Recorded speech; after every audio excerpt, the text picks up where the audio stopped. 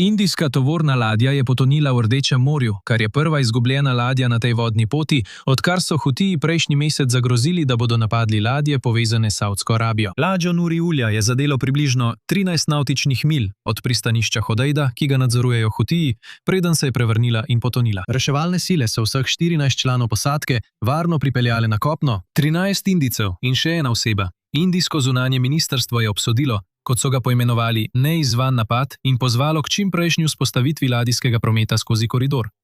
Nobena skupina ni prevzela odgovornosti za napad, vendar je mednarodno priznana jemenska vlada za napad okrivila Hutije in dejala, da je bil izveden s čolnom, napolnjenim z eksplozivom, kar je v skladu z opozorilom skupine prejšnji mesec, da bodo napadli ladje povezane s Savdsko Arabijo. Incident se je zgodil, medtem ko izraelska mornarica izvaja obsežno vajo na več operativnih območjih vzdolž obale države, vključno v Rdečem morju blizu Ejlata, kjer simulirajo scenarije, ki vključujejo napade na strateška pomorska sredstva. Vaja sledi grožnjam iranske revolucionarne garde, da bodo ciljali na izraelska sredstva na morju. Za izraelske obrambne načrtovalce vloga mornarice presega zaščito Ejlata.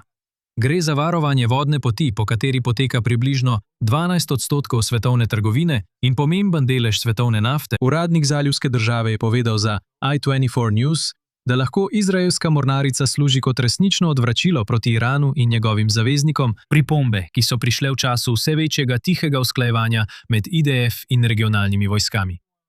Medtem se izraelska prisotnost v regiji prav tako širi z njenim priznanjem Somalilanda. Nedavna poročila kažejo na pogovore o možni izraelski vojaški prisotnosti v ocepljeni regiji, ki leži na drugi strani Adenskega zaliva nasproti Jemnu. To bi Izraelu lahko dalo prednji položaj za sledenje in preprečevanje groženj Hutijev, še preden dosežejo odprto morje.